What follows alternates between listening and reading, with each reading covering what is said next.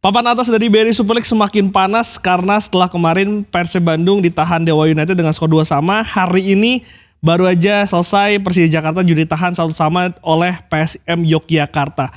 Tadi kalau kita dengar suara Bung Binder di siaran pertandingan, langsung gua tarik ke sebelah. Bung, ini seru banget nih, BRI Super League kayaknya belum bisa ditentukan siapa juaranya di 6 laga final ini. Tapi belum bisa ya? Belum bisa. Walaupun Persija tadi imbang, menurut gua masih ada peluang mereka. Karena kan tergantung nih, Borneo dan juga Persib nanti. Tapi kalau melihat tadi pertandingannya sebetulnya Persija begitu mendominasi, banyak sekali peluang, crossing yang menjadi andalan mereka. Tapi apa yang membuat akhirnya Persija Jakarta di 2 pertandingan terakhir gak bisa mencetak lebih dari 1 gol, Bung? Kalau menurut Mauricio Souza sebelumnya di sesi konferensi pers setelah pertandingan bahwa timnya minim kreativitas. Artinya permainan dari timnya itu bisa kebaca. Kenapa? Karena lebih banyak memberikan crossing itu dari kedua sektor sayap. Jadi gue kira di pertandingan sore hari ini akan ada perubahan. Mungkin banyak terupas karena Excel itu kan ideal lah ya terima-terima terupas. Tapi ternyata kok banyak crossing lagi. Tubarau, Doni Tripamungkas, bahkan Alano pun masuk switch play ke sayap memberikan crossing. Lawannya kan PSIM yang backnya tinggi-tinggi dan tangguh-tangguh kan. Gimana caranya mau menciptakan peluang? Dari crossing itu Persija sulit menciptakan peluang. Plus kalaupun ada peluang, coba lihat bukan peluang bersih dari crossing ya. Bukan peluang bersih juga. Apalagi Cahaya Supriyadi kan. Performanya memang lagi bagus dia musim ini. Meskipun ya kita tahu lah dia juga banyak kebobolan. Jadi gue melihat Persija mulai kekurangan bensin ya. Gue gak bisa mengatakan kehabisan bensin tapi kekurangan. Karena seharusnya dengan begitu banyak pergantian pemain yang tadi dilakukan, di babak kedua seperti Fajar masuk, Aladin masuk, ya, Gustavo masuk, seharusnya memberikan dampak dengan permainan Persija yang sudah all out attacking. Tapi Gustavo dapat 2 peluang yang gak berbahaya, Fajar memberikan crossing-crossing yang terlalu sulit untuk bisa diterima oleh pemain-pemain Persija. Satu peluang yang berbahaya itu karena ada kesalahan dari pemain PSIM kemudian Jan Mota shooting. Jadi gue ngelihat ini kembali ke improvisasi serangan dari para pemain Persija. Nah ini kembali ke coach, ke pelatih. Ini adalah tugas dari pelatih harus membuat pemainnya bermain lebih kreatif. Dan itu sudah dia katakan sebelumnya. Tapi kenapa gak terjadi di pertandingan sore hari ini? Masalah taktiknya atau masalah kualitas pemainnya yang tidak bisa mengimplementasikan itu? Karena kalau misalkan lu ngomong bensin kan sebetulnya di pertengahan kemarin sudah banyak pemain yang masuk, Bung. Iya betul, nah ini pertanyaan yang bagus. Kalau dari segi kualitas pemain, gue pikir gak perlu diragukan. Karena Gustavo, terus Paulo Ricardo, ya Rizky Ridho dan lain-lain lah. Gue lihat ini pemain-pemain yang bagus. Tapi kan dengan pemain-pemain yang bagus ini juga mereka perlu bermain kreatif secara variasi. Ini yang gue melihat bedanya dari Borneo FC, dari Persib Bandung. Coba lihat Persib, ada juga crossing, ada juga umpan terobosan, ada juga cutback. Coba lihat Borneo, ada juga skill individu dari Peralta, ada juga skill individu dari Juan Via, ada juga crossing, ada juga umpan-umpan terobosan, ada juga build up dari pertahanan langsung kasih bola ke depan. Jadi ketika banyak variasi serangan, kualitas permainan lebih efektif. Ya tentu materi pemain yang menjanjikan ini bisa mengimplementasikan permainan yang efektif. Tapi ketika permainan gak efektif, artinya cuma mencetak gol tadi dari penalti, ya mean something is wrong dari sistem attacking kan. Kalau something is wrong dari sistem attacking, ini kembali jatuh tanggung jawab kepada pelatih Mauricio Souza. Apa yang dia lakukan sebagai evaluasi dari pertandingan sebelumnya melawan Biak, yang jujur gue kaget sebagai tim yang berada di posisi dasar klasmen sementara. Oke, Persija bisa menang 1-0, 3 poin bagus. Karena yang mereka butuhkan 3 poin ya, bukan 3 gol, itu yang biasa gue katakan. Tapi dari pertandingan lawan Biak gue bisa melihat kok para pemain Persija ini kebaca ya serangannya. Ini lawan Biak loh, yang lagi struggling loh di bawah. Ternyata lawan PSIM ini kebaca lagi. Padahal para pemain PSIM tadi itu parkir bus loh. Babak 2 mana ada peluang? PSIM ciptakan, mereka cuma di belakang. Artinya babak 2 itu 45 menit babak kedua itu sudah sepenuhnya milik Persija. Tapi mereka masih belum bisa mencetak gol. Yaitu sistem permainan Persija ini dibaca oleh para pemain PSIM. Ya kita tunggu aja di belakang. Pasti mereka crossing, mereka akan sulit menciptakan peluang. Kalaupun ada peluang, Cahya kiper yang bagus, masih bisa save penalti aja dia save tadi kan. Bung, tapi tadi ketika lu katakan butuh kreativitas, sebetulnya di paruh pertama kan kita ingat ya, Persija punya pemain Oke. nomor punggung 10, Gustavo Iya, Franca. betul. Tapi memang tidak masuk skema Iya. dalam hal itu. Iya. Karena memang mungkin secara kekuatan taktikal dari Souza ya memang mengandalkan flank-flank mereka. Iya betul, seharusnya Franca itu kan menjadi attacking midfielder ya, menjadi playmaker bagi Persija. Tapi gak jalan karena kelihatan dia sulit memberikan umpan-umpan yang akurat. Artinya dia sulit memberikan umpan-umpan kunci yang akurat lah ke sepertiga lapangan bagian penyerangan. Dan itu sudah dia antisipasi dengan memainkan Jordi Amat. Kan dia ganti tuh, dia mainin Jordi Amat di tengah. Dan Jordi Amat bagus, kasih umpannya kan. Tapi kemudian dia sadar bahwa Jordi Amat ini agak berat untuk bisa menahan pressure dari para pemain tim lawan. Sehingga dia balikin lagi tuh Van Basten bersama Fabio yang sebetulnya bagus. Nah tadi ada faktor juga sih Fabio absen. Kalau enggak mungkin Fabio syuting dari luar kotak penalti kan jago dia ya. Jadi gue ngelihat ini bahwa Mauricio Souza ini kehabisan ide ya. Karena gue kira sebelumnya dengan dia memainkan Aladin di tengah tuh. Ingat gak? Dia pernah memainkan Aladin, Jordi Amat dan juga Fabio. Itu udah paling benar itu. Karena waktu itu sempat Van Bastinya tidak masuk.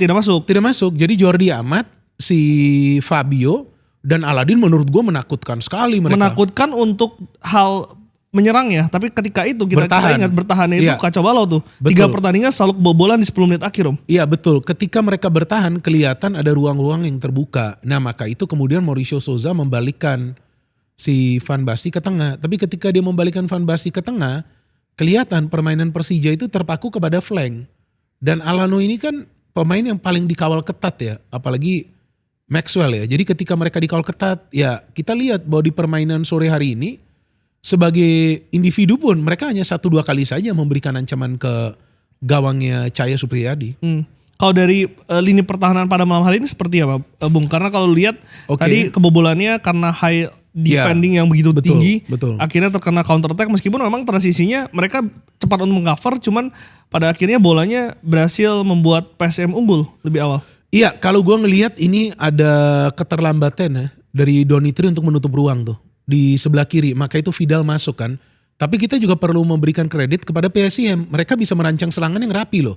Jadi PSIM ini kan kalau kita lihat gak ketebak nih. Mereka mau serang dari mana. Ada Zé Valente, ada Vidal, ada Corvi.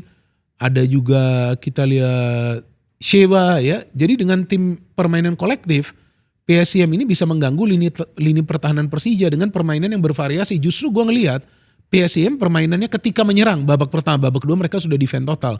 Ketika menyerang cukup berbahaya juga. Jadi memang mereka mengincar 1 poin untuk lagi. Kelihatan banget mengincar 1 poin. Padahal ini kan nggak bermain di kandang mereka. Ini kan bermain di Bali. Gue kira dengan bermain di Bali, lapangan yang bagus. Ya ini kan yang diperlukan oleh para pemain Persija yang mayoritas pemain-pemain asal Brazil kan. Umpan-umpan pendek kan. Tapi coba lihat berapa banyak umpan-umpan kombinasi yang mereka mainkan di tepi kotak penalti pertahanan PSIM. Hampir gak ada. Walaupun tadi memang crossing-crossingnya sempat menimbulkan 1 penalti dan juga dua kali penalti dan 1 kena tiang tadi si Rehan Hanan yang menusuk juga dari flank. Iya betul, tapi Rehan Hanan itu kan syuting dari luar kotak penalti ya, ketika Donitri memberikan umpan ya. Iya betul, seperti lawan Biak kan mereka gol cetak juga dari crossing. Tapi setelah itu deadlock kan, tim lawan sudah bisa membaca. Artinya alangkah baiknya ketika mereka lebih banyak melakukan terobosan itu dari tengah. Contoh seperti tadi Jordi Amat main. Jordi Amat ini kan pemain yang visioner. Kenapa tadi nggak ada umpan-umpan terobosan dari Jordi Amat yang diberikan ke sepertiga lapangan bagian penyerangan yang tertuju kepada Axel Runtukahu sebagai target man. Ada yang diberikan oleh Rehan Hanan sekali, ada yang diberikan kalau nggak salah oleh Paulo Ricardo sekali. Tapi padahal itu kan tugasnya dari Jordi Amat. Jadi gue melihat peran dari Jordi Amat di pertandingan tadi sore itu gak berfungsi seperti biasanya. Padahal dia adalah pemain yang sebetulnya diandalkan untuk bisa membagi bola. Ketika dia awal ditempatkan di tengah, kita melihat permainan dari Persija itu cair banget. Mereka menjadi tim yang pintar memproteksi bola, pintar menahan bola. Ball possession mereka persentase selalu tinggi. Dan umpan-umpan dari Jordi Amat itu kalau gak salah sekitar 90% itu akurat loh deh. Umpan-umpan yang dia biasa lepaskan. Artinya idealnya tuh di lini tengah Persija untuk sisa laga ini siapa Bung? Ya ini pertanyaan yang sulit gue jawab, tapi Boleh dong gue memberikan Boleh POV lah. gue ya. Kalau menurut gue sebaiknya Aladin sih. Karena Aladin itu badak dia. Jadi begini, ketika Maxwell dan juga Alano ini dikawal ketat, ada pemain seperti Aladin yang bisa masuk ke second line. Memang resikonya itu ketika ada counter dari tim lawan. Tapi gue lihat dengan adanya Paulo Ricardo dan juga Rizky Ridho, counter-counter ini sudah bisa diantisipasi oleh para pemain Persija. Karena Paulo Ricardo dan juga Rizky Ridho ini adalah tembok yang sulit ditembus oleh para pemain tim lawan. Berikut tadi oleh para pemain PSIM. Mereka cuma bisa menciptakan 2 peluang yang berbahaya. Selesai. Gak ada lagi peluang yang berbahaya bisa mereka ciptakan. Ya mungkin kalau Thales Lira secara kalau misalnya lu duel cukup kuat ya. Cuman kalau secara kecepatan Kurang. Paulo Ricardo lebih Kurang. lebih bisa backup Rizky Ridho. Dan Paulo Ricardo kan pemain yang jarang out of position ya. Jadi dia pintar menjaga posisi supaya dia tidak out of position. Maka itu jarang sekali kita melihat Paulo Ricardo tuh harus berlari jauh ke belakang karena dia sudah menutup ruang. Sayangnya Paulo Ricardo ini kan membutuhkan waktu yang lama ya untuk bisa beradaptasi. Seandainya dia dari awal dia masuk putaran kedua dia sudah bisa cepat beradaptasi, ya mungkin pertahanan dari Persija bisa jauh lebih solid di awal putaran kedua. Kan mereka ada kalah juga kan di awal putaran kedua lawan Arema FC ya kalau nggak salah ya. Dengan hasil ini seberapa besar peluang untuk Persija Jakarta ini juara di BRI Super League? Ya sebetulnya dengan tertinggal poin yang cukup jauh ya dari Borneo FC berapa nih sekarang 6 ya kayaknya. 6 ya kayaknya. Ya 6. Ya enggak dong. Karena Borneo kan belum main dan Persib juga belum main kan. Nanti kan tunggu mereka main kan. Betul. Kalau Borneo menang dan Persib menang, ya berarti akan semakin jauh lagi Persija. Karena sebelum match ini dimainkan kan selisih poin dengan Borneo 5, dengan Persib 7.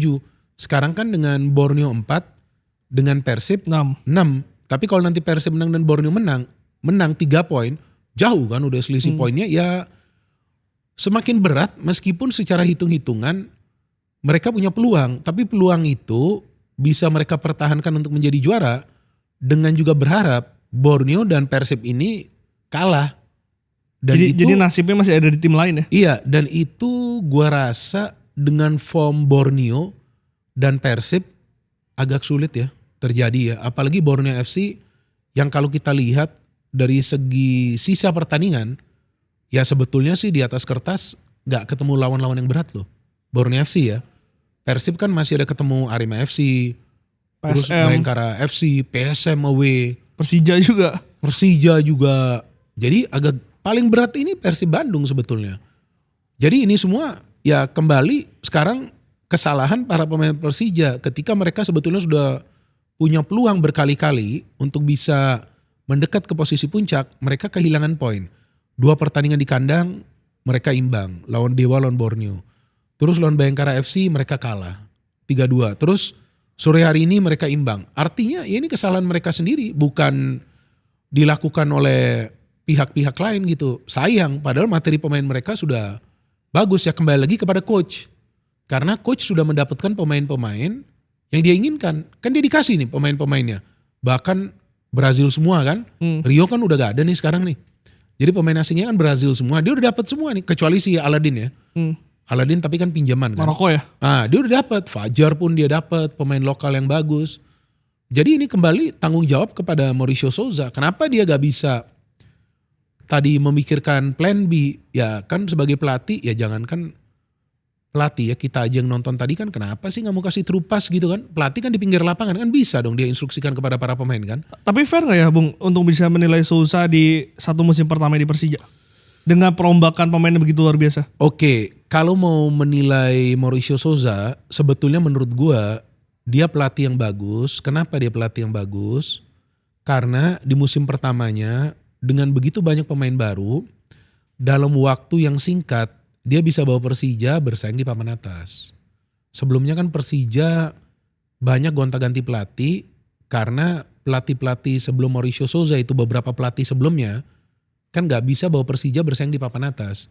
Gue masih ingat musim lalu kalau gak salah targetnya Persija di top 4. Tapi kan gak nyampe ke sana kemudian Carlos Peña kan dipecat.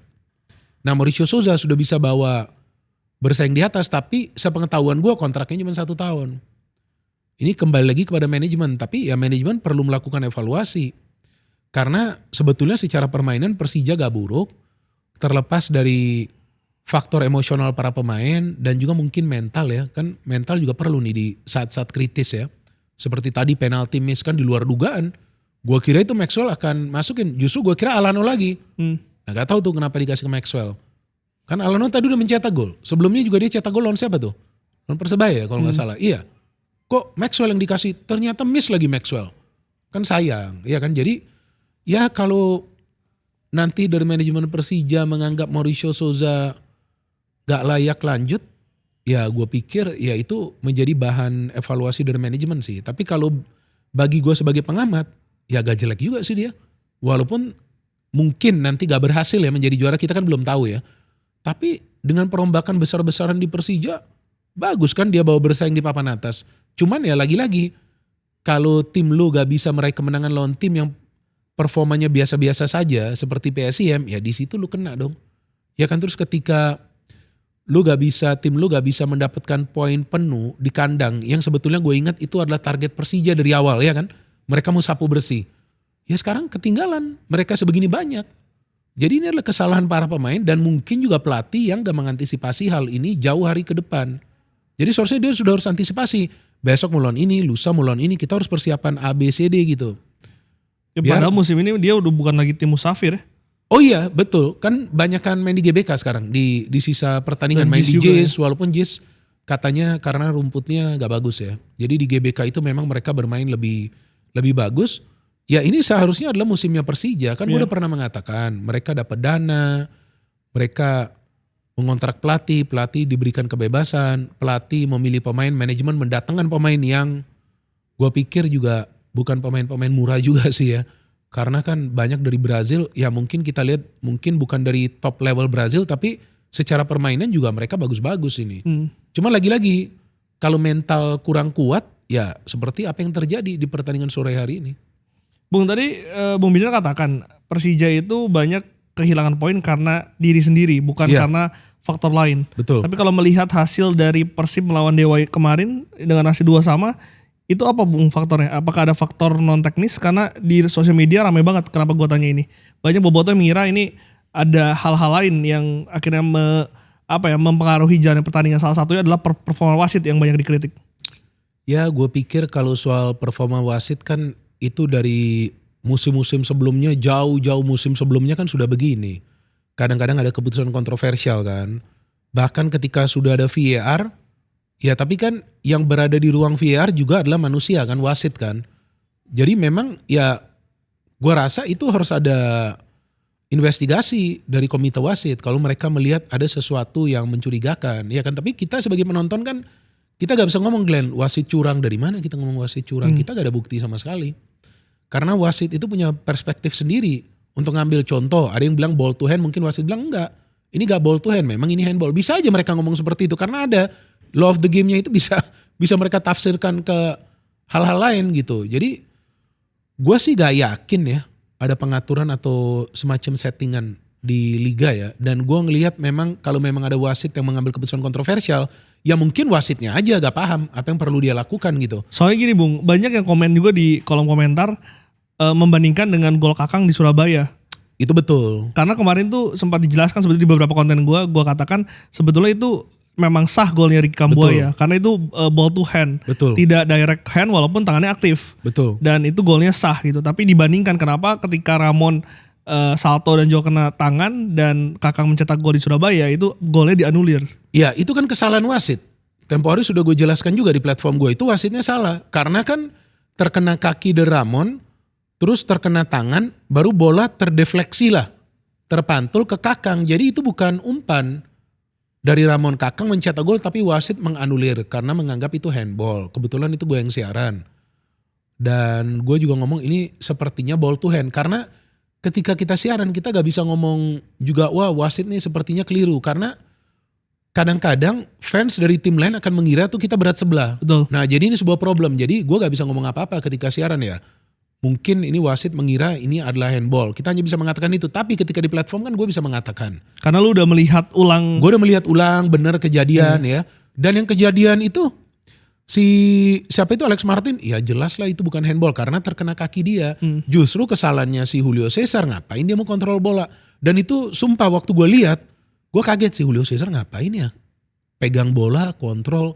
Udah harusnya bola itu dibuang aja langsung jauh. Buat apa mengambil resiko? Karena Dewa United bermainnya bertahan dan pressing dan berharap ada pemain Persib yang melakukan kesalahan yang bisa mereka manfaatkan untuk mencetak gol. Dan itu terjadi. Dan mereka memang lagi cari momen-momen seperti itu. Jadi gua rasa gue udah jelaskan juga, ya itu golnya sah. Karena itu bola juga tidak diumpan kepada Noah, tapi terpantul dari tangan si Alex Martin ketika Julio Cesar coba untuk menghalau bola tapi terkena kaki baru terkena tangan. Gimana soal yang Mesidoro? Itu kalau misalnya kita lihat angle-nya itu terlihat sudah keluar, Bung. Ya itu jangankan lo, anak gue aja udah lihat keluar, gak perlu replay kok. Sumpah gue gak bohong, anak gue udah ngomong ini keluar itu bola. Dia bilang masa sih, kan gue kan lihat kan real time, dia bilang itu keluar tuh kayaknya. Karena udah kelihatan kok bolanya udah agak jauh. Tapi ada argumentasi gini, ketika mungkin di Piala Dunia kalau Bung Binder ingat, ada Jepang lawan Belgia ya. Ketika lawan Spanyol atau Belgia? Spanyol ya? ada ya. Ketika kameranya mengambil dari satu sisi itu ternyata sudah keluar. Tapi ketika ada line teknologi dari atas itu belum keluar ternyata, Bung. Iya, ini yang harus kita pahami. Waktu di Piala Dunia lalu bolanya itu ada sensor atau chip. Karena bola itu Al-Riha ya kalau nggak salah, itu bola yang smart ball lah katanya pakai teknologi. Jadi itu dia bisa membaca pergerakan, Glenn. Jadi wasit akan tahu yang di VR itu kalau memang bola itu udah keluar.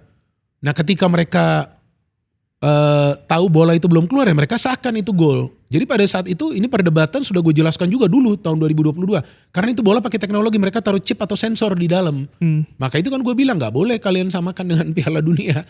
Di liga kita teknologi garis gawang aja gak ada. Lu ngomong soal lihat dari angle kiri, angle kanan gak bisa. Itu kita gak usah kita deh yang buat simulasinya di sosial media. Ada ribuan simulasi yang dibuat. Baik oleh Boboto dan juga baik oleh fans netral. Ini jelas gue lihat karena kenapa akunnya akun netral. Itu menjelaskan bahwa Mesidoro itu bolanya sudah keluar. Gitu. Cuman yang menjadi persoalan kalau wasit menganggap itu bola sudah keluar. Kenapa dia tidak melihat monitor di pinggir lapangan? Masa sih wasit di VR langsung bisa memutuskan itu belum keluar? Kan dia harus melihat dong. Udah keluar atau belum di monitor di pinggir lapangan. Kalau dia lihat mungkin bisa berbeda kan. Kalau dia lihat replaynya kemudian apakah bola itu sudah keluar atau enggak. Tapi ada yang cerita juga ke gua bahwa sebetulnya di ruang VR itu ada monitor VAR. Nah ini gua gak tahu benar atau enggak nih. Nah gua gak tahu. Ada yang cerita katanya ada monitor VAR di sana mungkin kelihatan ya. Tapi kalau di sana ada monitor VAR, seharusnya monitor VAR itu simulasi dari monitor VAR itu dimunculkan di layar kita waktu ada live. Tapi kan nggak ada, yang dimunculkan replay. Nah dan dari replay, waktu disimulasikan di media sosial, di slow motion, kemudian pas di freeze ketika kaki Mesidoro di sebelah kiri di garis dan kaki dia di sebelah kanan, itu kaki dia tuh sudah di garis. Jadi kaki dia tuh sudah menutup garis yang kiri. Kalau kaki dia sudah menutup garis, ya bolanya mana mungkin ada di garis. Yang kiri. Tapi yang kanan kan di luar. Artinya apa? Bolanya di luar. Orang ada yang pakai software kok bikin. Software apa tuh gak tahu. Ada yang kirim-kirim ke gue. Padahal kan gue bukan wasit juga. Banyak yang DM. Ini Bung coba lihat nih kita bikin pakai software. Pinter-pinter loh ini. Fans kita iya. Ada kan yang gue forward ke lu juga. Gila. Mereka bikin. Cuman kan yang gue tunggu akan ada atau tidak penjelasan dari komite wasit. Perlu gak Bung dijelaskan? Harus dong. Kenapa? Ini kan title race. Kemudian ada tim yang kehilangan berapa? 2 poin. Harus dijelaskan oleh komite wasit. Pernah ada match PSM lawan Malut. Yang wasitnya sudah kasih penalti. Terus ada masukan dari wasit di ruang VAR. Terus dia lihat monitor, dia anulir. Itu penalti. Ya. Terus kan rame tuh di media sosial. Bahwa harusnya tuh memang penalti. Setelah itu komite wasit bicara bahwa seharusnya wasit di ruang VAR gak perlu memberikan masukan ke wasit on field. Karena wasit on field itu sudah benar. Penalti. Kan sempat rame itu. Itu maksud gue. Seharusnya ada penjelasan. Biar fans kita, fans sepak bola kita gak harus juga Boboto atau juga fans Dewa United. Tapi semua fans tuh jadi paham bahwa memang ya ini betul udah out. Oh ternyata gak out. Oke sudah meminta maaf gitu. Tapi kan gak bisa balik 2 poin itu. Kalau seandainya mereka mengaku itu salah. 2 poin dari Persib kan gak bisa balik juga. Iya. Iya. Tapi setidaknya itu jadi pembelajaran dan edukasi juga karena ini di media sosial jadi rame dan tanpa arah gitu Bung, bisa Iya, betul. mengiranya kemana-mana gitu kan. Iya betul, bahkan banyak yang mention PSSI, banyak yang mention I-League, padahal kan ini yang harus memberikan penjelasan ini kan komite wasit. Yes. Kan sudah ada divisinya Ada sendiri. ranah-ranahnya ya. Iya, yang orang Jepang itu kan. Ogawa. Iya, dia harus menjelaskan bahwa ini benar atau enggak. Kemarin itu bola sudah out. Mungkin kalau dia ada cuplikannya dari ruang VAR ya tunjukkanlah ke kita. Iya. Ya kan, jadi kita gak negative thinking. Kalau Oke. pasti kita negatif. Seperti yang tadi lu ngomong, wah jangan nih ada apa-apa. Tapi Itu bukan gue yang ngomong, itu iya, mereka netizen yang ngomong, iya, maksudnya kan banyak narasi. Ke gue juga banyak, tapi kan gue sampai hari ini masih positive thinking. Masa sih sampai tahun 2026 sampai harus ada hal-hal settingan seperti ini? Gak mungkin sih kalau menurut gue. Kalau feeling gue ini sudah benar bahwa persaingan untuk menjadi juara ya sesuai dengan kompetisi di antara tim-tim. Kalau memang wasitnya itu salah, ya dicek wasitnya, diinvestigasi, dan memang kalau dia terbukti salah, ya ground, demosi lah. Iya, ada turunin sanksi dia. Dan kalau nggak salah yang wasit Dewa United itu baru naik ya dari Liga 2 ya. Dengar-dengar sih gitu. Nah iya kan? Gue gak bisa konfirmasi. Karena gue cuma gitu. gak banyak nonton dia memimpin pertandingan sebelumnya. Enggak. Kenapa pertandingan yang title race gak ditaruh wasit asing? Tadi Persija wasit asing. Iya dong, harus begitu dong. Dan bagus kok wasit asing tadi. Ketika dia tahu penalti, ketika dia lihat, oh ternyata gak penalti, offside. Nah ada replaynya offside, bagus dia. Yeah. Harus begitu, udah harus wasit asing semua. Oke. Bung, sekarang kita masuk ke permainannya. Dari skor 2 sama, ini salah satu pertandingan menurut gue paling menentukan. Salah satu paling menentukan, paling seru juga secara kualitas tim. Karena kita tahu dua tim ini punya kemewahan squad. Betul. 2 sama itu hasil yang fair dengan jalannya pertandingan dan segala kontroversinya kemarin, Bung. Ya kalau gue sudah jelaskan bahwa terlepas ada kontroversi, tapi permainan Persib kan juga tidak sesuai ekspektasi ya. Yang kita harapkan ya mereka banyak umpan-umpan yang tajam, banyak peluang dengan Dewa United itu bertahan kan, parkir base. Tapi ternyata coba berapa banyak peluang dari Persib dari open play. McLeod yang di save oleh si Sonny Stiwan. Si Ramon yang sundulan ya gak berapa berbahaya lah. Terus babak kedua yang si Berguinho itu ya seharusnya peluang lah, tapi kan penalti. Dan si Andrew Jung dan Baros. si Franz Putros. Baru sekali nendang. Baru juga ada ya, baru juga sekali nendang. Kan gak banyak peluang dari Persib, padahal mereka mendominasi jalannya pertandingan. Inilah yang gue jelaskan sebelumnya bahwa Persib tidak punya goal getter. Contoh di Persija punya Maxwell 15 gol, di Peralta 15 gol. Persib kan Andrew Jung juga tidak selalu bermain. Ya walaupun kan? 11 gol dia. Ya walaupun mencetak 11 gol, tapi kan kadang-kadang dia bermain sebagai starter juga tidak seperti biasanya, tidak sesuai harapan. Jadi Persib tuh memang punya kekurangan, bukan masalah ya, punya kekurangan di lini depan yang striker ini. Karena Ramon juga beberapa kali dapat bola, ya Ramon memang gue udah pernah jelasin, dia dapat 5 peluang mungkin golnya 1 sih. Kalau Andrew Jung ini kan cuma 2 peluang, 1 gol. Memang dia lebih klinikal Andrew Jung ini, tapi gue ngelihat bahwa para pemain Persib itu banyak melakukan kesalahan. Seperti ketika Messi Doro itu bola, mereka mungkin mengira sudah out, kenapa mereka harus diam? Berhenti bermain gitu. Ya kan harusnya kan mereka selama wasit belum membunyikan peluitnya mereka harus kejar dong. Itu bola. Terus pada saat bola diberikan ke dalam kotak penalti gak ada yang bereaksi. Enak kan golnya dari Alex Martin. Terus sebelumnya juga ada offside tuh si Alex Martin yang ngambil bola tuh dari Barba. Kan sama di dalam kotak penalti mereka diam aja gitu. Artinya ball watching. Jadi memang banyak kesalahan juga dari para pemain Persib waktu counter dari si Alex Martin yang kasih bola ke Noah itu yang terkena ball to hand. Itu kan kesalahan Julio Cesar. Kenapa dia harus menahan bola seperti itu? Itu sangat beresiko loh.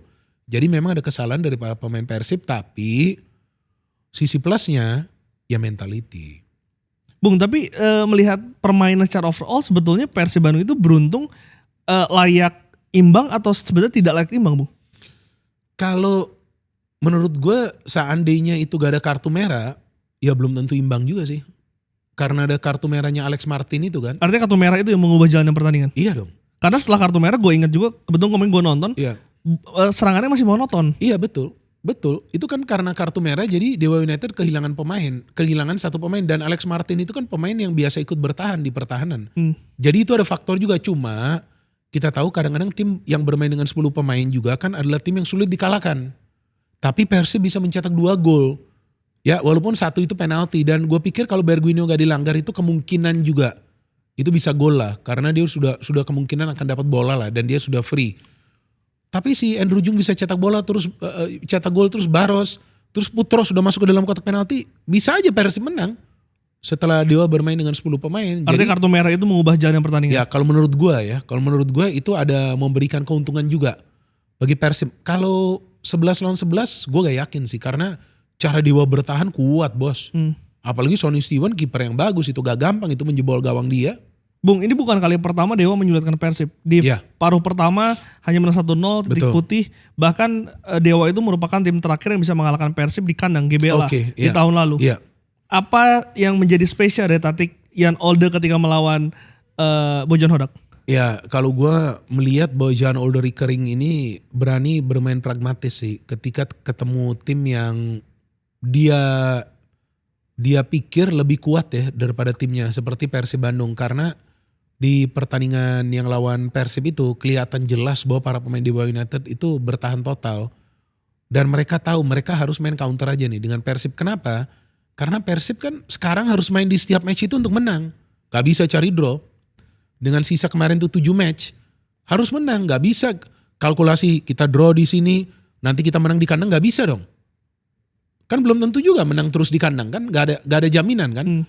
Jadi ketika dia paham Persib itu mau main menyerang. Defense dari Dewa United tuh bagus sekali. Coba ada gak pemain Persib yang bisa mengandalkan skill individunya melewati pemain Dewa United one on one? Gak ada loh.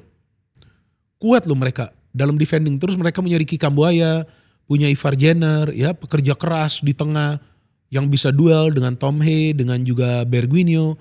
Jadi ya mereka bermain lebih rapat, lebih compact football. Yang gue kaget, karena Jan Olde Rickering ini kan biasa mengandalkan sepak bola menyerang. Kenapa lu main bertahan? Oh mungkin dia paham kalau dia main menyerang habis timnya. Pasti kena, pasti kebobolan banyak gol. Karena pasti terbuka itu di belakang. Tapi dengan dia bertahan, setengah mati kan Persib dan justru ada pemain Persib yang melakukan ya walaupun itu yang maksud gue oke lah bola kita lihat sudah keluar. Tapi tetap dalam situasi di atas lapangan pemain Persib tuh harus bereaksi. Sama kan ketika ada bola mungkin mereka kira offside tapi peluit belum dibunyikan kan mereka harus kejar. Kejar dulu sampai selesai nanti akan dicek dari VAR kan. Seharusnya itu juga sama seperti itu. Artinya Dewa berhasil bertahan dengan sangat disiplin dan juga bertahan secara sistem. Yang akhirnya membuat tadi kan Bung Minda katakan Persib memiliki kreativitas yang gak hanya dari flank tapi dari tengah juga mereka sangat baik. Iya betul, artinya para pemain Dewa United sudah tahu kalau mereka mau dapat poin dari Persib, sepertinya mereka mengincar poin, tapi hampir saja mereka menang, bahwa mereka harus menutup ruang itu di belakang. Jadi biarkan para pemain Persib menguasai bola di tengah, tapi ketika mereka blok ruang di pertahanan, sangat sulit bagi para pemain Persib menciptakan peluang. Itu Maklok juga kalau gak salah second ball itu kan. Tendangan volley dia. Second ball. Yang dia shooting itu kan. Dan gue gak pernah lihat Dewa United main sedefensif ini sih musim ini. Nah artinya kan mereka pengen banget nih gagalin Persib menang. Dan itu adalah hak mereka kalau mereka mau main seperti itu. Cuman bagi gue ya sangat disayangkan. Gue berharap permainan yang menarik. Supaya kita bisa melihat permainan yang berjalan seru gitu. Tapi ketika hanya Persib yang pegang bola, oh ini udah ketahuan. Mereka mengincar 1 poin dulu. Dan hampir aja kan mereka menang. Iya kan? Dan seandainya tuh Persib gak melakukan pergantian pemain yang banyak itu, Bojan Hodak mungkin udah kalah loh Persib loh. Karena beberapa counter dari Dewa United itu sangat berbahaya. Karena Dewa punya kecepatan di depan. Noah itu kan pemain baru di putaran kedua. Terus ada si Ivar Jenner, kan gue udah cerita sebelumnya. Ivar Jenner ini yang memberikan perubahan bagi Dewa United. Jadi dia bisa memfilter serangan dari para pemain tim lawan. Tom Hay juga gak bisa banyak berkreasi kan lawan Dewa United. Bung, tapi melihat torehan kebobolan Persib yang begitu kuat di sepanjang musim ini, tapi di 2 pertandingan terakhir kebobolan 5 gol. Nah itu, ini sebuah problem yang besar Glenn bagi Persib. Artinya ketika para pemain Persib sekarang berani bermain lebih menyerang, karena kepentingan mereka yang harus sapu bersih sisa pertandingan, itu yang membuka ruang di lini pertahanan Persib. Dan memang ini sebuah resiko yang harus mereka ambil. Karena mereka mengincar sekarang udah gak ada hasil imbang. Mereka mengincar 3 poin. Tapi selama Persib masih bisa mencetak gol lebih banyak daripada tim lawan, ya aman saja. Mereka tetap bisa menang lawan Bali United. Ya lawan Persebaya wasitnya aja sudah kontroversial, mereka masih bisa imbang. Dan gua kan jelasin soal wasit kontroversial bukan artinya membela Persib. Ada pertandingan yang Persib melawan Persebaya yang Persib menang 1-0 itu yang Barus mencetak gol kan pada saat itu gue jelaskan. Itu pelanggaran dari Barus kepada Rivera. Tapi ya wasitnya juga salah pada saat itu, gak melihat VAR kan. Akhirnya gol dari Persib disahkan. Jadi soal wasit yang mengambil keputusan yang kontroversial ini dari awal musim dan musim-musim sebelumnya dari gue siaran Liga Indonesia udah ada Glenn. Dulu lebih parah jadi daripada ini. Bukan lihat klubnya siapa tapi lihat keputusannya aja Iya, dari pertandingan tersebut. Iya, dulu sebelum adanya VAR dulu banget, injury time itu bisa 12 menit atau 13 menit. Gue bingung kenapa, ternyata nunggu timnya cetak gol, dan ini true story, gue ngalamin itu. Nunggu tim tuan rumah itu cetak gol, jadi injury time 12 menit. Dari mana 12 menit? Kalau sekarang kan ada hitungan waktu. Nah itu dulu parahnya seperti itu. Ya dulu kan kalau lu main di away itu kan langka ya tim tamu bisa menang di. Oh gak bisa. Gak bisa itu. Gak bisa. Nah ini sebuah poin yang bagus yang lu baru ngomong. Artinya apa? Ya memang fair competition ini kita cuman wasit ini yang sering membuat kesalahan. Artinya harus lebih baik lagi. Nah ini kembali ke komite wasit tapi tentu dari I-League, dari PSSI juga harus perhatikan hal-hal ini yang terjadi. Karena coba bayangkan Glenn, dengan Persib kehilangan 2 poin di pertandingan Dewa United, nanti mana tahu di akhir musim Persib berada di peringkat nomor 2 dan selisih 1 poin dengan tim yang berada di atas kan karena kehilangan 2 poin mereka gak juara. Bisa aja kan itu terjadi.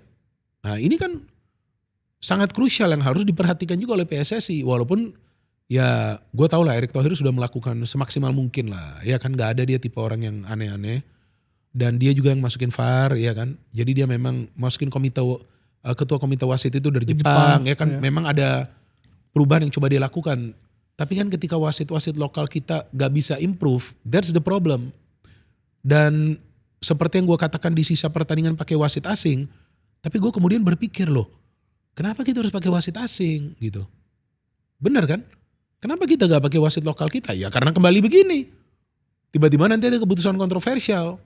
Itu yang membuat orang kan gregetan. Nanti orang pikirnya wah ini ada settingan, ada ini, ada itu.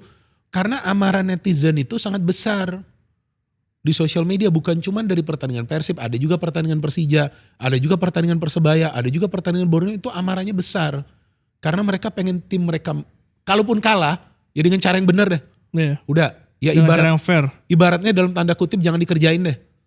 Kalau mereka merasa, ini kan merasa ya gue ngomong dikerjain, kan pasti marah dong mereka di sosial media ya kan. Ini yang harus dijaga oleh PSSI. Tapi gue pikir netizen juga jangan salah target. Kemudian memberikan komentar-komentar yang negatif terhadap PSSI. Karena PSSI sudah mendelegasikan ini. Sudah membuat setup yang bagus.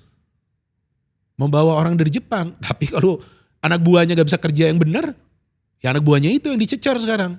Kalau perlu grounded, kalau mereka ketahuan salah kan, diturunin lagi ke Liga 2, kalau perlu Liga 3 atau istirahatkan dulu. Harus strict seperti itu. Ya karena ini momennya krusial sih, jangan sampai itu maksud gua. Kualitas wasit itu mempengaruhi jalannya perburuan liga yang sebetulnya sangat seru ya Bung ya. Iya, karena kita maunya kan liga kita maju. Salah satu faktor kalau liga kita mau maju itu adalah kualitas kepemimpinan wasit di atas lapangan. Sebelumnya kan kita semua teriak dengan harus adanya VAR. Ini kan lucu, udah ada VAR, kenapa sih susah banget sih? Emangnya untuk lihat monitor di pinggir lapangan VAR, kalaupun dia lihat VAR terus dia pikir ini bola masih masuk, ya itu lain cerita. Tapi feeling gue kalau dia lihat monitor itu, ya kita bisa lihat lah Glenn bahwa memang bola itu sudah keluar kok. Iya kan? Buat apa kita mengatakan secara bohong atau kita takut, memang kelihatan sudah keluar. Dan first goal itu yang merubah jalannya pertandingan kan? Kalau itu gak ada first goal, gue yakin Persib yang cetak gol lebih dulu. Itu second shot on goal dari Dewa. Sebelumnya Noah. Terus gol itu udah. Dewa tuh memang maunya bertahan. Tapi gol itu mereka dapat momentum terus. Iya kan? Itu yang mengganggu juga flow of the game dari Persib. Tapi lagi-lagi seperti yang gue katakan, ya mentality para pemain Persib bagus. Meskipun ada faktor kartu merah, tapi mereka bisa mencetak 2 gol, menciptakan banyak peluang. Artinya tim ini punya kemampuan comeback di tengah situasi yang menyulitkan mereka juga. Artinya di tengah keriuhan di media sosial ini tidak akan mempengaruhi persiapan mereka melawan Arema Bung di hari Jumat mendatang? Gue agak bingung ya dengan banyak komentar di sosial media yang mengatakan Persib pasti menang lawan Arema. Kalau menurut gue di sepak bola itu kan gak ada yang pasti ya Glenn ya. Gue sampai hari ini gak pernah mengatakan pasti menang. Even tempo hari gue ingat Inggris mau lawan San Marino dulu banget. Waktu gue lagi kuliah, gue kan fan Inggris. Terus gue dan kakak-kakak gue, kita tiga-tiga kan fan Inggris. Kita nonton, itu siaran langsung, itu Inggris kualifikasi ke Piala Dunia. Kita kira Inggris akan bantai San Marino, cuma menang 4-0. Itu pun babak kedua semua gol. Jadi Inggris yang dulu tim yang bagus, yang San Marino tuh kalau ketemu tim-tim lain 8-0, 10-0 dulu ini ya. Inggris cuma menang 4-0 itu pun susah payah di babak kedua. Karena ya memang gak ada yang pasti di sepak bola. Cuman ini kan mainnya kan di GBLA. GBLA ini kan banyak yang cerita ya ke gue ya. Bahwa kalau lu duduk di GBLA, lu bisa merasakan getaran di GBLA. Gue gak ngerti, lu rasa gak? Lu tuh bisa ngerasa vibes-nya di GBLA tuh beda banget.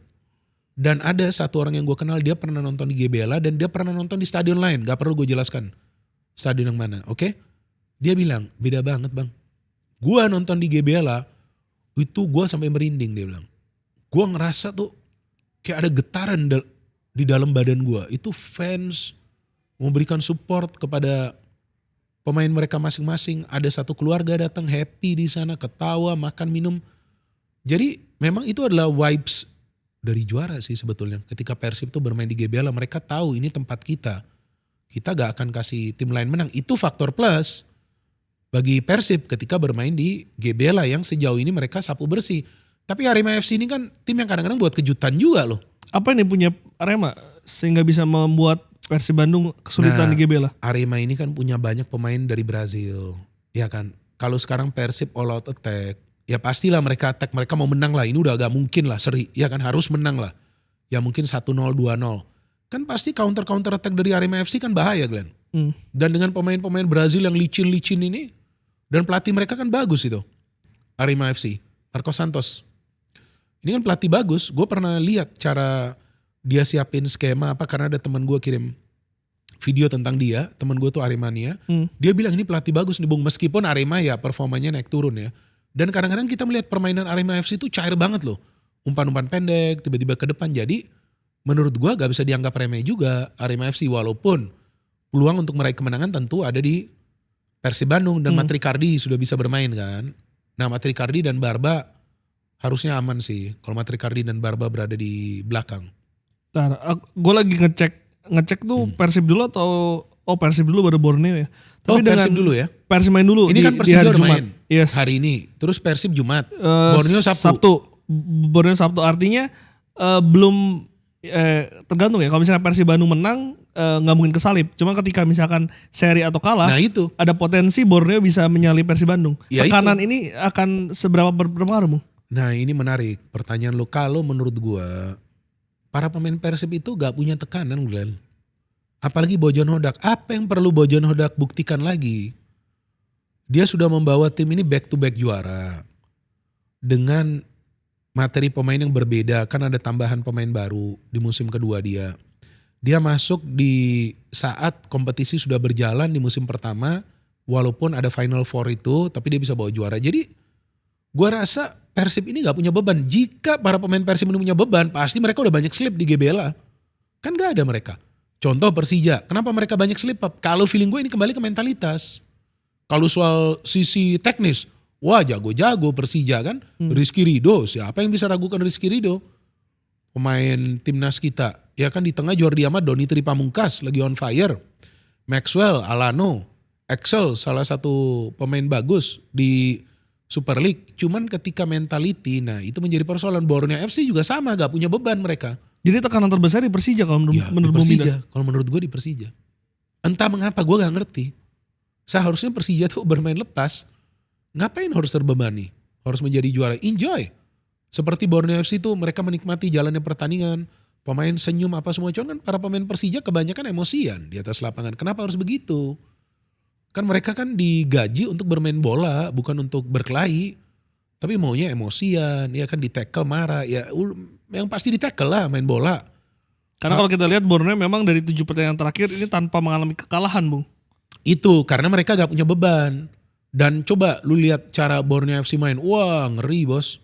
Umpan-umpan pendeknya, Peralta. Orang bilang Peralta sentris. Ada Juan Villa. Orang bilang Juan Villa lu jaga. Ada Obieta. Dan Borneo FC itu adalah tim yang punya kedalaman skuad dengan beberapa pemain yang mereka kontrak di putaran kedua. Seperti Anis, kemudian Obieta. Backnya tuh Christoph, ada Clayton, ada Komang Teguh. Ini tim yang bagus. Nadio, penjaga gawang Kasambu. timnas. Kak Sambu ada Kei Hirose. Jadi kalau menurut gua ya rival Persib untuk menjadi juara tuh ya sebetulnya Borneo FC. Karena Borneo FC juga hampir menang lawan Persib waktu main di Borneo kan.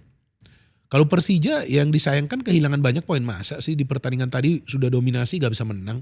Bung, tapi menarik soal Borneo karena di paruh pertama itu kan Peralta sentris itu begitu menggema gitu. Iya. Tapi di putaran kedua ini agak sedikit bebannya di sharing nih Bung. Apa yang membuat hal itu terjadi? Apakah ada perubahan taktik dari Lefundes? Atau pemilihan pemain di bursa transfer kemarin begitu efektif? Oke, jujur ya kalau gue melihat masih mereka bergantung kepada Peralta. Masih. Karena coba lu perhatikan banyak sekali umpan-umpan kunci dari Peralta di putaran kedua ini. Masih banyak sekali. Itu kemarin yang winning goal lawan PSM. Itu umpan dari siapa? Asis dari Peralta juga. Memang masih Peralta sentris. Cuman Peralta ini mendapat backup yang baik. Dari si Juan Villa, dari si Obieta untuk membuka ruang. Dan Peralta ini kan bukan pemain yang bergerak dari satu sektor. Dia bisa bergerak dari kiri, dia bisa bergerak dari kanan. Dan memang dia biasa main di wing. Jadi dia pemain memang yang sulit dikawal. Dia kalau menurut gua kalau Borneo menjadi juara ya pemain terbaik musim ini adalah Peralta. Sudah pasti. Banyak assist, banyak mencetak gol. Dan cara Peralta itu mengandalkan skill individunya itu bukan dengan kecepatan. Tapi skill murni. Jadi pemain tim lawan tuh banyak melanggar dia. Masih Peralta sentris. Cuman pemain-pemain lain kasih backup. Contoh Persib. Persib sentris kemana? Gak ada. Semua pemain Persib tuh bermain secara kolektif. Ya Persija juga sebetulnya gak ada sentris ke satupun pemain. Alanu Maxwell. Tapi Borneo ini memang mereka bergantung kepada Peralta. Tapi backupnya dari pemain-pemain lain ini bagus. Sehingga yang bisa mencetak gol bukan cuma Peralta. Ada Obieta, ada juga si Juan Villa. Dan gue lihat salah satu kunci dari Borneo itu adalah Kak Sambu tuh yang biasa naik dari sebelah kiri. Betul. Wah itu pemain gak bisa ditahan tuh. Tapi apakah Borneo bisa go all the way? Nah itu yang kita tunggu. Lagi-lagi nih mentality juga. Meskipun gue melihat mereka tanpa beban. Karena mentality itu kembali ke kesabaran. Nah sejauh ini gue melihat Borneo FC itu mainnya dengan sabar. Sabar, gak mau terburu-buru. Sama kayak Persib lah. Mainnya sabar, gak mau terburu-buru. Menciptakan peluang. Oke gagal, coba untuk membangun, kebobolan. Bisa cetak gol lagi, mereka enjoy the game. Mereka happy, senyum-senyum, selesai pertandingan itu. Tim spiritnya lagi bagus Borneo FC. Sama seperti Persib. Kalau gue lihat Persib kan setelah pertandingan semua pemain senyum ya. Setelah pertandingan lawan Dewa United juga pada senyum para pemain Persib. Malahan ada banyak postingan di story itu. Ya kan.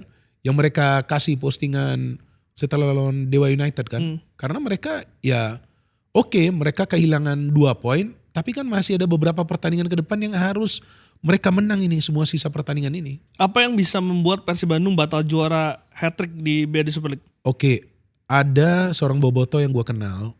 Gue pernah nanya ke dia. Ini sisa 7 pertandingan, ini sebelum pertandingan lawan Dewa ya. Dia bilang, bang yang bisa menggagalkan Persib itu kesalahan dari para pemain Persib. Dan itu terbukti lawan Dewa. Ya oke, walaupun Messi Doro itu kita bicara sudah keluar bola. Tapi kenapa harus berhenti bermain? Bojan Hodak juga mengatakan itu kan. Ada kesalahan individu kan. Terus kenapa Julio Cesar harus kontrol bola seperti itu? Jadi kesalahan para pemain Persib. Jadi bukan lawan-lawan yang berat yang akan dihadapi oleh Persib ya? Kalau soal lawan-lawan nih kalau menurut gue ya. Bukannya gue bicara secara tinggi. Tapi ya memang materi pemain dari Persib ini gak cocok main di Liga. Ini materi pemain yang sangat bagus. Yang sebetulnya mereka siapkan untuk Asia kan sudah pernah gue katakan. That's why gue gak pernah lihat kaki pemain Persib tuh gemeteran atau apa. Cuman kalau mereka banyak melakukan kesalahan, kebobolan banyak gol, kan gak semua pertandingan yang mereka akan bisa comeback. Pasti nanti mereka menemukan dead end juga. Tapi sejauh ini Persib 15 match loh. Gak terkalahkan. Sayangnya mereka di pertandingan away itu banyak draw. Lawan Kediri, terus lawan Persebaya, dan kemarin tuh lawan Dewa United. Itu problem mereka tuh di away. Tapi selama mereka sapu bersih di home, away ya mereka dapatlah 2 kali kemenangan. Menurut gue sih dengan 4 kali kemenangan seharusnya Persib ya juara ya. Bung, kalau misalkan nggak juara Bung, apakah ini musim yang buruk untuk Persib dan apakah harus ada evaluasi untuk Bojan Hodak? Kalau sepengetahuan gue, kalau gue salah silakan dikoreksi. Tapi gue gak pernah membaca berita atau gak pernah mendengar dari siapapun bahwa Persib diberikan target untuk menjadi juara musim ini. Mungkin gue salah, ya kan, kalau gue salah silakan dikoreksi. Tapi targetnya adalah untuk perform di Asia, minimal lolos dari fase grup. Dan itu sudah Persib lakukan, tapi yang disayangkan gagal lolos lebih jauh ke perempat final.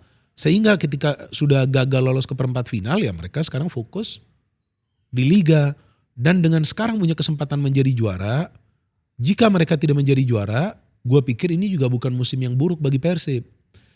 Apalagi kemudian ya mungkin Bojan Hodak dibilang gagal, ya enggak juga sih menurut gue, karena Bojan Hodak ini dengan pemain-pemain yang baru yang dia sudah bongkar sebelumnya bisa bawa Persib bersaing di atas. Tapi kalau ada beberapa keputusan kontroversial dari wasit itu kan hal-hal yang gak bisa dia kontrol, Glenn. Gimana dia mau kontrol wasit? Kan yang paling vokal di pinggir lapangan itu kan Bojan Hodak, mungkin darahnya udah 200 itu, tinggi darahnya. Iya kan, gimana gak kesel? Kan pasti dia lihat para pemainnya itu berjuang, tapi kadang-kadang ada keputusan kontroversial, gak semua ya. Tapi kadang-kadang, nah itu kan bikin pelatih kan panas. Ya jadi gue merasa kalaupun Persib gak juara bukan berarti gagal, bukan berarti musim yang gagal, dan bukan berarti juga Bojan Hodak harus dievaluasi, kemudian diganti, enggak lah. Bojan Hodak sudah pelatih bagus kok. Perombakan squad juga tidak diperlukan, Bung? Ya kemungkinan ada, cuman kita gak tahu siapa yang akan dilepas. Maksudnya perombakannya itu sesignifikan itu hanya fase-fase 1-2 pemain Kalau untuk feeling- menyongsong musim depan ya? Kalau feeling gue mungkin beberapa pemain, karena kan ada beberapa pemain yang dikontrak long term nih, 2 musim 3 musim nih, ya kan, jadi mungkin beberapa pemain yang akan, ya tergantung Bojan Hodak, mungkin dia pikir di back dia perlu melepas pemain si A, dia perlu datangkan pemain lain, mungkin itu yang akan dia lakukan. Tapi gue merasa tim Persib ini sudah bagus, sudah oke, terlepas dari beberapa pemain yang kita belum melihat bisa memberikan dampak yang eksplosif. Artinya sesuai harapan kita, seperti Sadil Ramdhani. Ya kan, kita belum melihat lah impactnya dia bergerak dari wing, kasih crossing, ya kan, nggak sesuai ekspektasi lah mungkin. Kemudian Dewa Angga yang beberapa kali diberikan chance, kemudian nggak bisa konsisten. Kemudian kita lihat juga pemain seperti Baros yang awal musim itu bagus, ternyata sekarang sudah menurun meskipun dia secara bertahan baik.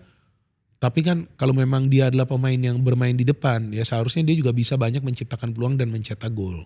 Jadi mungkin akan ada beberapa pemain saja yang dilepas oleh Bojan Hodak. Tapi kan kita juga belum tahu, Glenn, Bojan Hodak diperpanjang atau tidak kontraknya meskipun lagi dalam tahap pembicaraan. Tapi gue rasa Bojan Hodak adalah pelatih yang bagus bagi Persib. Ya meskipun banyak boboto yang berharap Persib juara lagi, ya tentu semua berharap Persib juara lagi. Tapi kalau gak juara juga bukan berarti kiamat. Sudah back to back saja sudah luar biasa Persib. Akan ditentukan di derby Indonesia? Kalau gue pernah mengatakan pekan 33 di PSM tuh. Itu PSM feeling gue. itu berarti setelah atau sebelum Persija? 33. Oh berarti Kayaknya setelah Persija. Setelah Persija. Itu feeling gue. Akan penentuan tuh di sana. Baru nanti juara tuh enggak. Karena Borneo FC sisa jadwalnya tuh ya di atas kertas tuh gak ada tim yang berat itu mereka ketemu. Persib ini udah paling berat, bos. Iya. Nanti ketemu Bayangkara FC yang performanya lagi bagus. Terus ketemu. Walaupun tadi kalah dari Solo ya tadi. Terakhir gue lihat Iya, kalah. 2-1. Kayaknya kalah dia. Iya kan? Tapi kan tetap dia kalau main home kan bahaya. Iya, Ya bahaya, kan? betul. Jago dia dengan adanya CDB, adanya Henry. Jadi ya kalau menurut gue ya Persib bisa menjadi juara ya itu tentu sejarah. Tapi kalau gak juara jangan juga nanti diserang, ya kan, manajemen atau pemain atau Bojan Hodak sudah hebat, bisa back to back. Cuman kan kadang-kadang yang namanya supporter tim manapun lah, jangankan tim di sini tapi tim di luar negeri, seperti Madrid yang udah juara champion berkali-kali, tiba-tiba satu musim gagal, nah fans langsung nyerang pemain, nyerang pelatih. Padahal sudah berkali-kali juara ya, kalau gak juara kan, kenapa? Kan tim lain juga mau menjadi juara. Nah itulah yang fans harus paham. Karena nanti tiba-tiba seandainya Persib hat-trick, tahu-tahu musim depan gak juara, wah marah-marah. Kan gak bisa seperti itu juga ya. Karena tim-tim lain juga pasti ingin berkompetisi untuk bisa menjadi juara. Tinggal the best team win.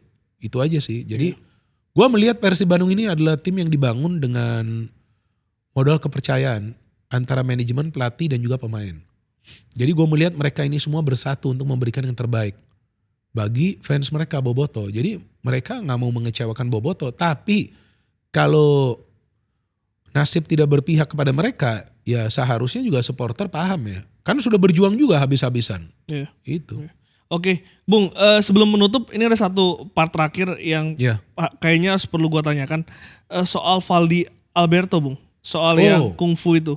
Yang dia Update tendang. terakhir akhirnya kedua tim EPA, Bayangkara dan juga Dewa mediasi dan juga berakhir damai, Bung. Cuman bagaimana Bung Binder melihat peristiwa ini dan juga apa sanksi yang menurut Bung Binder harus diberikan untuk seluruh pihak yang terlibat dalam kejadian tersebut? Ya harusnya hukuman ya, hukuman tidak bermain berapa bulan atau berapa tahun ya.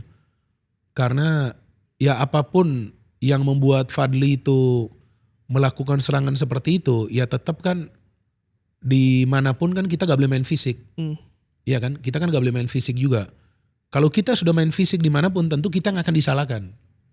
Karena kita main tangan duluan kan. Jadi apa yang dia lakukan itu, ya walaupun terlepas dari apa yang terjadi ya menurut dari pihak Bayangkara ya. Apa yang terjadi sebelumnya yang membuat dia emosi. Tapi tetap bermain fisik itu kan gak boleh ya. Setahu gue di negara ini dan juga di negara manapun. Jadi itu kan adalah bentuk penganiayaan ke pihak lain kan. Ya gue pikir palingan ya itu. Hukuman dari dari Komdis PSSI lah. Mungkin tidak bermain berapa bulan atau berapa tahun. Tapi Fadli itu sebenarnya pemain bagus loh. Dia pemain bagus, dia pemainnya Nova ya kalau nggak salah. Iya. Nova ya. Itu kan pemain bagus yang main di World Cup. Gue kaget aja kenapa dia harus begitu. Ya kadang-kadang kan orang emosi kan gak terkontrol ya. Nah maka itu kita harus kontrol emosi. Apalagi dia masih muda. Dan feeling gue pemain seperti dia itu akan bisa masuk lah ke tim senior ya. Karena dia pemain yang skillful. Cuman dengan dia melakukan ini ya tentu dia juga harus introspeksi ya. Dan dia sudah meminta maaf juga ya kalau gak salah ya. Kalau nggak salah iya, artinya kan dia sadar yang dia lakukan itu kan salah dan itu bukan contoh yang baik bagi pemain-pemain lain. Sebelumnya kan pernah terjadi tendangan seperti ini di pertandingan kan, pemainnya dihukum kan. Kalau nggak salah seumur hidup gak boleh main. Nah, ya ini mungkin gue nggak tahu berapa lama nanti dia dihukum, tapi seharusnya ada hukuman dari Komdis ya, hukum ini sepak bola lah. Artinya sanksi tegas itu yang membuat akhirnya bisa menekan akhirnya kejadian serupa ini tidak terjadi lagi, Bung. Karena yang mirisnya kemarin tidak hanya pemain tapi pelatih pun yang seharusnya menjadi panutan malah ikut-ikutan mukul gitu. Iya, gak benar kan? Apalagi pelatih. Pelatih itu kan seperti bapak bagi para pemain ini. Walaupun kalau nggak salah itu pelatih kiper ya. Bukan pelatih utama. Katanya sih gitu ya. Iya, katanya pelatih kiper. Ya gak boleh dong. Masa ikutan pukul begitu kan gak boleh seperti itu. Jadi gue pikir siapapun yang terlibat dalam bermain fisik ini ya seharusnya dari Komdis PSSI ada memberikan hukuman. Itu tergantung nanti mereka investigasi seperti apa. Tapi ya hukum sepak bola aja lah. Artinya hukuman dari segi sepak bola lah. Mungkin tidak bermain berapa bulan. Atau tidak boleh bermain mungkin 1 tahun atau 2 tahun. Agar ada efek jerak. Tapi kan kalau dia mendapatkan hukuman gak boleh bermain kan dia bisa latihan. Ini pemain muda yang bagus kok. Gue ingat waktu di World Cup dia salah satu pemain yang diandalkan di depan. Dia main depan kan. Betul. Iya, pemain bagus ini. Mau gue gak nyangka dia bisa ngambil step seperti ini. Walaupun memang ada dugaan rasisme. Itu yang gue katakan. Apapun itu yang membuat dia emosi. Tapi Glenn, kita tahu di mana-mana lah. Siapa yang main fisik duluan itu dibilang bersalah. Iya kan? Siapapun yang bermain fisik pasti dibilang bersalah. Jadi tidak bisa jadi pembenaran ya, Bung ya? Iya, seharusnya sih seperti itu. Karena kan kita kan tidak hidup di hutan ya. Artinya kita kan gak memakai hukum rimba ya kan. Kalau hukum rimba ya boleh mungkin kita main fisik sana sini kan. Tapi kita kan ada hukum negara kan di sini kan. Bung, tapi soal rasisme ini juga kemarin Ada Kakak Riki dapat. Iya. Dan gue yakin Bung Binder juga mungkin pernah mendapatkan pesan-pesan seperti itu. Banyak gue. Saya pun pernah mendapatkan pesan seperti itu. Ya tapi Rasisme di sepak bola, Bung. Iya. Sungguh miris. Tapi gini Glenn, kita gak bisa mengontrol mulut orang dan tangan orang lain. Kita gak bisa mengontrol dan kita tidak bisa meminta orang lain seperti kita. Itu yang gue belajar di hidup gue. Jadi mungkin cara gue kerja seperti ABC. Gue minta orang itu cara kerja seperti gue gak bisa karena orang tuh berbeda-beda.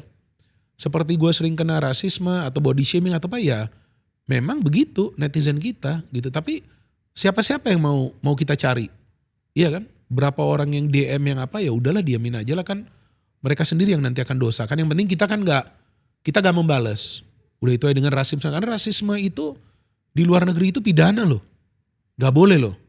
Rasisme itu. Apalagi kalau secara tulisan.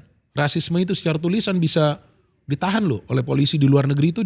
Karena gue pernah ke Inggris dulu itu ditulis di toko-toko kita gak boleh ngomong kasar. Atau bicara secara rasis ke shopkeeper. Yang jaga itu ditulis, ada pasal-pasal hukumannya. Jadi mereka taruh CCTV yang ada suara. Kita bisa dipidana sama mereka. Karena kan sana banyak imigran kan. Gue bilang kenapa ini mereka tulis begini. Gue nanya shopkeeper kenapa. Karena dia bilang kadang-kadang ada yang melontarkan kata-kata rasis. Ya kita lapor polisi. Terus mereka ditahan. Ada hukumannya jelas. Tapi kan di sini gue berapa kali juga mengatakan siapa yang membuat kerusuhan apa di stadion. Coba cari orangnya sampai sekarang juga gak bisa. Ya kan? Susah jadi gak bisa. Tapi kalau Fadli memang mendapatkan rasisme dan ada buktinya ya coba ditelusuri juga, ya kan orang itu juga salah. Iya kan? Dan soal rasisme ini pada akhirnya kita nggak bisa kontrol, tapi ini akan menjadi pilihan untuk setiap netizen mendefinisikan orang seperti apa mereka. Karena menurut gua Iya. rasisme bukan suatu hal yang bisa dibenarkan dan menunjukkan kualitas dari orang tersebut, Bung. Iya betul, karena rasisme ini menyerang secara pribadi ke kita. Dari keturunan kita, dari ras kita. Maka itu kan di Singapura kan hukumannya jelas tuh. Kalau kita ada mengatakan secara rasis, apalagi secara tulisan ataupun kita ngomong, itu langsung penjara gitu. Langsung mereka hukumannya ketat sekali. Dan memang harus seperti itu. Dan gue berharap bahwa kalau memang netizen-netizen ini ada bicara seperti itu.